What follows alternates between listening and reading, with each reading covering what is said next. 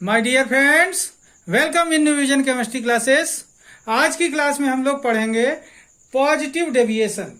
Positive deviation, धनात्मक विचलन।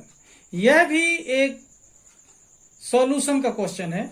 Billion वाले अध्याय का यह क्वेश्चन है जिसके बारे में हम लोग पढ़ेंगे पॉजिटिव डेविएशन, धनात्मक विचलन के बारे में।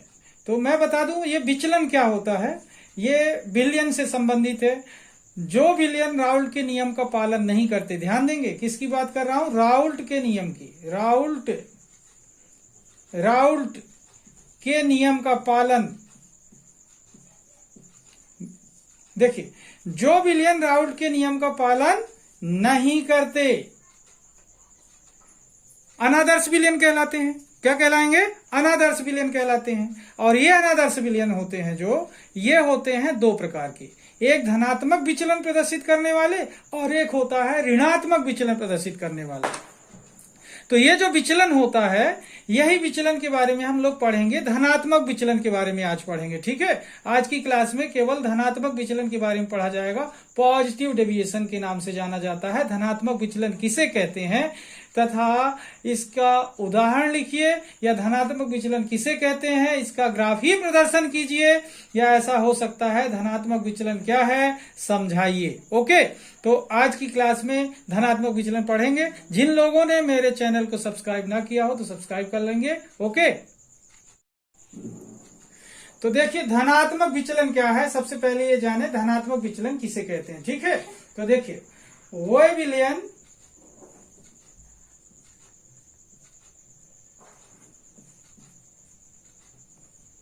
जो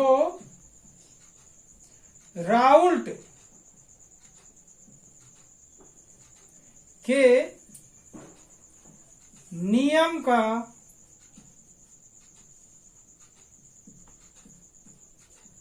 पालन नहीं करते,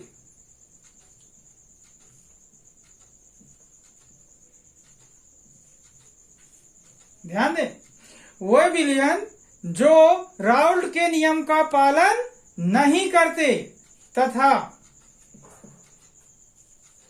इनके बनने पर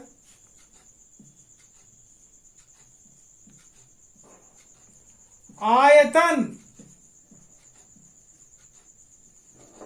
एवं एंथैल्पी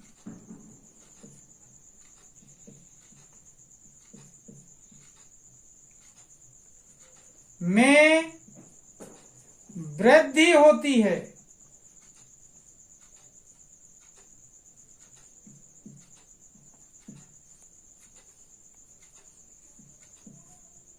देखिए, वो विलियन जो राउल्ट के नियम का पालन नहीं करते तथा इनके बनने पर आयतन एवं एंथैल्पी में वृद्धि होती है।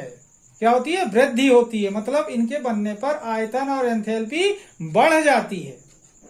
वो विलियन जो राउल्ट के नियम का पालन नहीं करते तथा इनके बनने पर आयतन एवं एंथैल्पी में वृद्धि होती है।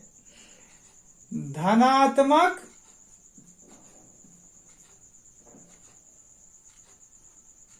विचलन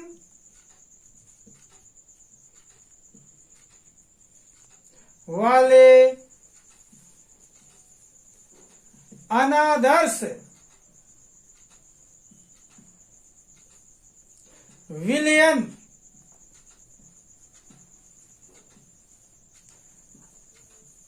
कहलाते हैं।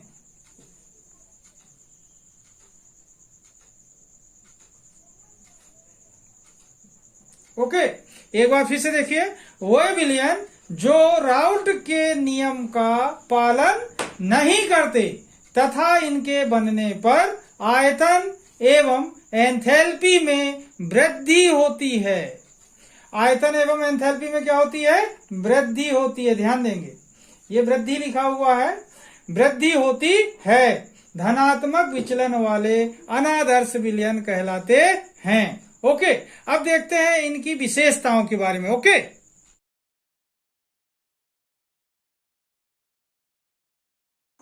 तो देखिए, देखते हैं विशेषताएं, धनात्मक विचलन प्रदर्शित करने वाले विलयन की विशेषताएं।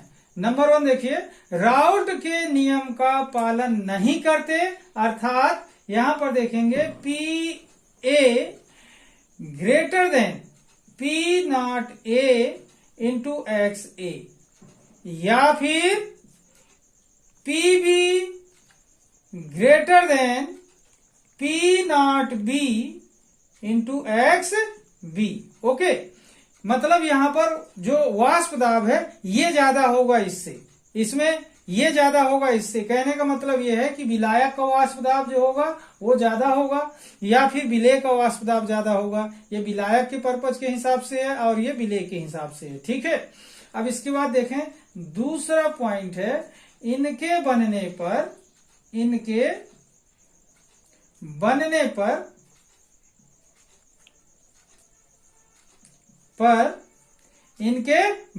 पर आयतन में वृद्धि होती है, आयतन में वृद्धि होती है।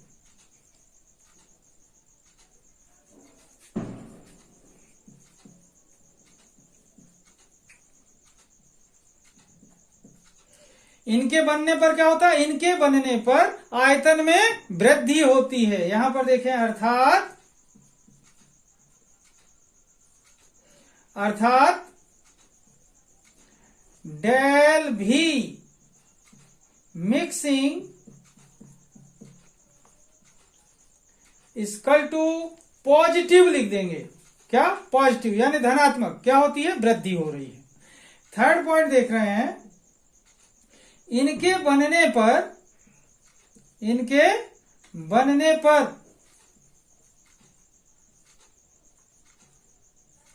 एंथैल्पी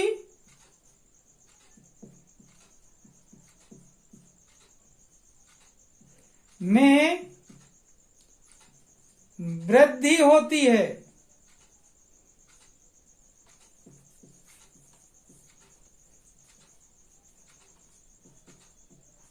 ओके, इनके बनने पर एंथैल्पी में वृद्धि होती है, अर्थात del H mixing equal to positive. Okay, positive मतलब वृद्धि यानी धनात्मक। ओके, इस तरीके से देख रहे हैं अपन लोग कि ये जो अपन लोग देख रहे हैं डेल एच, यहां पर मिक्सिंग का मतलब ये है कि बनाने पर, मिक्सिंग का मतलब क्या हो रहा है यहां पर, बनाने पर। ठीक है, यहां पर देखिए फर्स्ट पॉइंट, राउल्ट के नियम का पालन नहीं करते, अर्थात P A greater than P not A into X A, या फिर P B greater than P not B into X B. Second point, इनके बनने पर आयतन में वृद्धि होती है, अर्थात डेल भी मिक्सिंग इक्वल टू पॉजिटिव।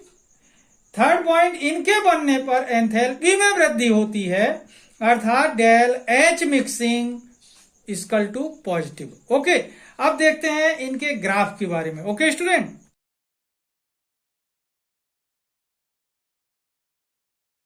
देखिए, अनादर्श विलयन में धनात्मक विचलन को प्रदर्शित करने के लिए ग्राफ के माध्यम से भी प्रदर्शित किया जा सकता है, ग्राफ के माध्यम से भी इसे समझाया जा सकता है। तो देखिए, ग्राफ किसके किसके बीच में खींचा जाता है तो इसे प्रदर्शित किया जा सकता है।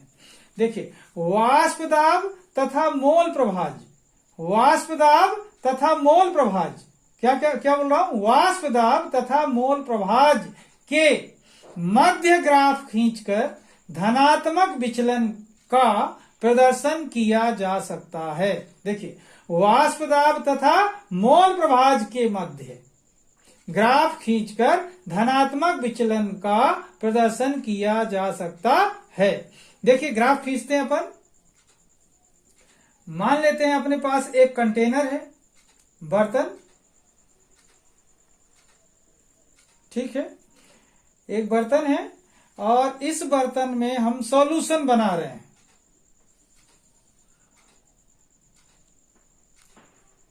ये बर्तन है, ठीक है। अब इस बर्तन में हम क्या बनाएंगे? सॉल्यूशन बनाएंगे। ये जो अपना बर्तन है, इस बर्तन में सॉल्यूशन बनाना है।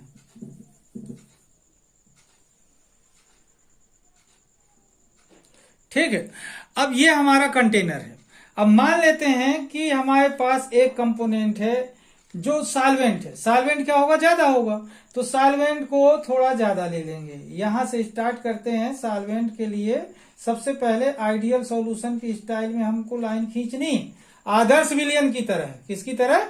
आदर्श विलयन की तरह पूरी लाइन खींच लेंगे। ये किसके लिए हो गया? सॉल्वेंट के लिए। अब सॉल्यूट जो होगा, विलेय, ये किसके लिए हो गई लाइन? विलायक के लिए। विलेय के लिए जो होगी उसको थोड़ा सा कम लेंगे। विलेय क्या होगा? थोड़ा सा क्या होगा? मात्रा में कम होगा। ये लाइन होगी विलेय की, ठीक है। और इन दोनों को जब हम मिला देंगे तो क्या बन जाएगा स्टूडेंट? विलयन बन जाएगा। क्या बन जाएगा? विलयन बन जाएगा। ये दोनों लाइनों को मिला दिया, मतलब विलेय और विलायक को मिला दिया तो क्या बन गया? विलेय और विलायक को मिला दिया तो क्या बन गया? यहाँ पर विलयन बन गया, ठीक है। अब ये जो विलयन बन गया, तो ये इस तरीके का जो ग्राफ है, सीधी सीधी स्ट्रेट लाइन वाला ग्राफ है, जो ये होता है आदर्श विलयन का। किसका होता है? आदर्श विलयन का। लेकिन हम किसके बारे में बताना चाहते हैं? अनादर्श विलयन में धनात्मक विचलन के बारे में, ठीक है। तो सबसे पहले इतना तो अपन ध्यान दें, ये अपन ने आदर्श विलयन की कंडीशन बना ली। और ये वाली लाइन को हम जानते हैं, ये वाली लाइन किसको प्रदर्शित करती है? वाष्प दाब को। और ये वाली लाइन किसको प्रदर्शित करती है? मोल प्रभाज को। तो यहां लिख देंगे, क्या है ये? मोल प्रभाज। क्या है ये? मोल प्रभाज है, ठीक है, मोल प्रभाज। और ये वाली लाइन क्या है? वाष्प दाब। तो यहां लिख देंगे वाष्प दाब, वाष्प दाब, ऐसा, ठीक है। ये वाली लाइन किसके लिए शो करती है? वाष्प दाब को, वाष्प दाब लिख दिया। ये वाली लाइन किसको शो करती है? मोल प्रभाज को, तो मोल प्रभाज लिख दिया। अब एक चीज देखिए, यहां पर कंपोनेंट अगर हमने विलायक यूज किया है, कंपोनेंट मतलब घटक ए, विलायक पहला कंपोनेंट होता है, ए से प्रेजेंट करते हैं, तो यहां पर एक्स ए की वैल्यू कितनी होगी? एक्स ए, यहां पर ध्यान देंगे, एक्स ए कितना होगा स्टूडेंट? एक्स ए बराबर होगा यहां पर 1, यानी विलायक का मोल प्रभाज कितना होगा? 1 होगा, 1 होगा। और यहां विलेय है ही नहीं, तो विलेय का मोल प्रभाज क्या होगा? 0 होगा। क्या होगा? 0 होगा विलेय का मोल प्रभाज। ओके, यहां क्लियर हो रहा है। अब यहां पर देखेंगे, यहां पर जो कंपोनेंट है, ये कौन सा कंपोनेंट होगा? यहां पर विलेय होगा। और यहां विलायक नहीं है, तो यहां एक्स ए बराबर क्या होगा? 0 होगा। और एक्स बी बराबर क्या होगा स्टूडेंट? 1 होगा, क्योंकि यहां केवल विलेय है, विलायक नहीं है। ओके, इस तरीके से यहां पर एक्स ए बराबर 1 और यहां एक्स ए बराबर 0, यहां पर एक्स बी बराबर 0, तो यहां एक्स बी बराबर 1। अब ये वाला जो पॉइंट होता है, ये शुद्ध विलायक के लिए होता है, तो उसके लिए वाष्प दाब पी नॉट ए प्रेजेंट करते हैं। किससे प्रेजेंट करते हैं? पी नॉट ए से। और ये वाला जो होता है शुद्ध विलेय के लिए होता है, तो इसे पी नॉट बी से प्रेजेंट करते हैं, ठीक है। ये वाला पॉइंट हो गया पी नॉट ए और ये वाला पॉइंट हो गया पी नॉट बी। अब बात आती है धनात्मक विचलन को कैसे प्रेजेंट करें, धनात्मक विचलन को कैसे प्रदर्शित करें, ठीक है। तो अब यहां पर देखते हैं कि धनात्मक विचलन के लिए, ये तो आदर्श लाइन है, आदर्श विलयन की। धनात्मक विचलन में वृद्धि होती है, तो वृद्धि को क्या करेंगे? इनको ऊपर से ले जाएंगे।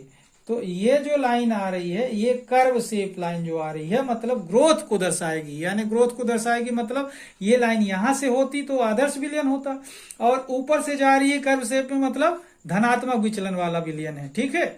इसी तरीके से यहां पर भी अपन को ऐसा ही इसमें करना है, ठीक है। ये सीधी लाइन ना जाकर कर्व शेप में जा रही है, मतलब क्या है? धनात्मक विचलन को प्रदर्शित करती है। और ऐसा ही यहां पर भी हमको प्रदर्शित करना है, ये वाली लाइन, ये भी क्या कहलाएगी? धनात्मक विचलन को प्रदर्शित करेगी। अब ये वाला कंपोनेंट क्या बता रहे थे स्टूडेंट? ये वाला कंपोनेंट है कौन सा? P A. किसके लिए है? पी ए के लिए। और ये वाला कंपोनेंट किसके लिए है? P B. किसके लिए है? पीबी। मतलब ये वाला विलायक का वाष्प दाब इंडिकेट करता है और ये वाला विलेय का वाष्प दाब इंडिकेट करता है। और जब इन दोनों को जोड़ेंगे तो किसका वाष्प दाब हो जाएगा स्टूडेंट? विलयन का वाष्प दाब P। किसका वाष्प दाब हो जाएगा? विलयन का वाष्प दाब P equal to PA plus PB. यानी विलायक और विलेय दोनों का वाष्प दाब जब जोड़ देंगे तो किसका वाष्प दाब आ जाएगा? विलयन का वाष्प दाब P आ जाएगा। ओके, इस तरीके से इस ग्राफ में देखें, जो सीधी लाइन बनी हुई है वो आदर्श विलयन की है, लेकिन जो ऊपर की ओर कर्व शेप लाइन बनी हुई है धनात्मक विचलन को प्रदर्शित करने के लिए है। ओके स्टूडेंट, इस तरीके से हम ग्राफ खींच सकते हैं, वाष्प दाब और मोल प्रवाह के मध्य ग्राफ खींचकर धनात्मक विचलन को प्रदर्शित कर सकते हैं। ओके, अब यहां पर यह ध्यान रखेंगे कि कंपोनेंट यहां पर विलायक है तो विलायक का मोल प्रवाह 1 होगा और विलेय का मोल प्रवाह क्या होगा? 0 होगा। यहां पर विलायक नहीं है, केवल विलेय है, तो विलायक का मोल प्रवाह 0 होगा और विलेय का मोल प्रवाह क्या होगा? 1 होगा। ये वाला पॉइंट किसके लिए है? शुद्ध विलायक के लिए। तो शुद्ध विलायक वाष्प दाब क्या होगा? P0A। और यहां पर शुद्ध विलेय के लिए ये वाला पॉइंट है तो क्या होगा? P0B। ओके, ये लाइन क्या है? वाष्प दाब। ये वाला कैसा है? मोल प्रवाह के लिए। इस तरीके से इस ग्राफ को खींचकर हम धनात्मक विचलन को प्रदर्शित कर सकते हैं। ओके, ये धनात्मक विचलन कैसे प्रदर्शित हुआ? ऊपर की ओर, यानी ग्रोथ शो कर रहा है। ये ग्राफ क्या शो कर रहा है? ग्रोथ शो कर रहा है, मतलब वृद्धि दर्शा रहा है, इसलिए ये ग्राफ धनात्मक विचलन को प्रदर्शित करता है। अब देखते हैं इस ग्राफ से हमको क्या समझ आया, क्या स्पष्ट कर रहा है। ओके, देखिए इस ग्राफ से स्पष्ट होता है, इस ग्राफ से स्पष्ट होता है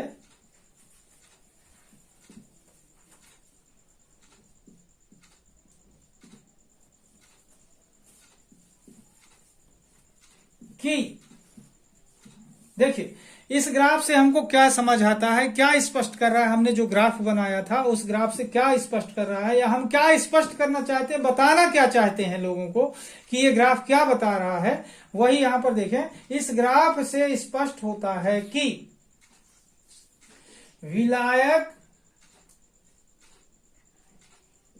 विलायक तथा विलेय मीन्स कंपोनेंट ए और कंपोनेंट बी, घटक ए और घटक बी, ए तथा बी के मध्य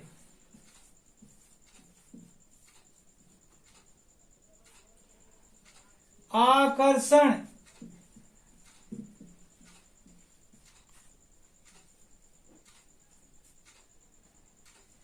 के मध्य आकर्षण, ध्यान देंगे,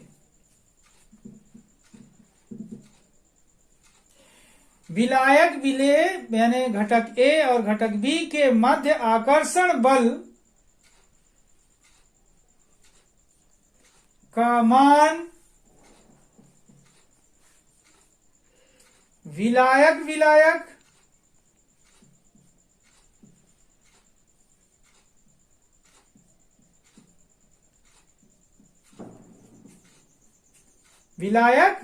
मतलब घटक कौन सा? पहला वाला ए और ए, तथा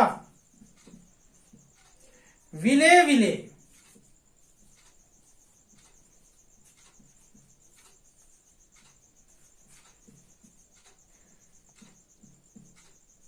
मतलब घटक बी के मध्य लगने वाले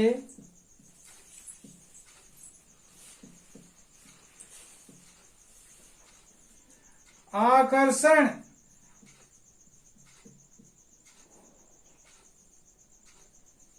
बल से, यही पॉइंट है जो लिख रहा हूं यहां पर, ध्यान देंगे।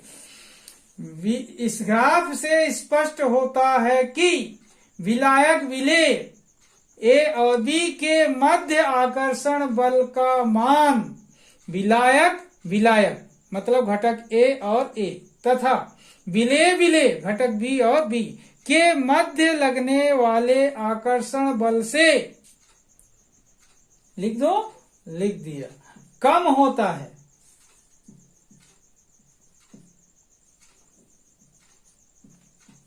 ओके, क्या होता है? कम होता है। इस बात को ध्यान रखेंगे। इसलिए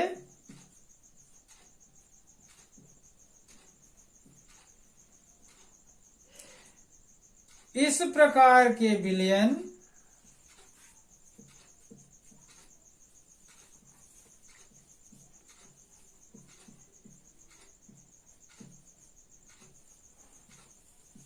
धनात्मक विचलन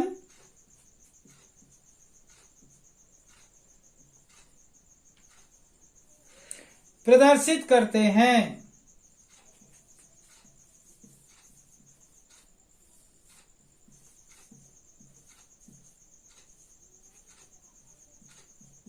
ओके, एक बार फिर से देखिए। इस ग्राफ से स्पष्ट होता है कि विलायक विलेय मतलब घटक ए और बी के मध्य आकर्षण बल का मान विलायक विलायक यानी घटक ए और ए तथा विलेय विलेय मतलब घटक बी और बी के मध्य लगने वाले आकर्षण बल से कम होता है। इसलिए इस प्रकार के विलयन धनात्मक विचलन प्रदर्शित करते हैं। अगर ये मान ज्यादा होता तो ऋणात्मक विचलन प्रदर्शित करने लगते, और यदि ये मान बराबर होता तो आदर्श विलयन हो जाते। बस समझ आ रही है? कम है तो धनात्मक विचलन, ज्यादा होता तो ऋणात्मक विचलन, और बराबर होता तो आदर्श विलयन कहलाता। ओके, इस तरीके से इस ग्राफ से ये बात स्पष्ट होती है। अब स्टूडेंट, अब देखते हैं धनात्मक विचलन प्रदर्शित करने वाले विलयन के कुछ एग्जाम्पल्स, उदाहरण देखते हैं। ओके,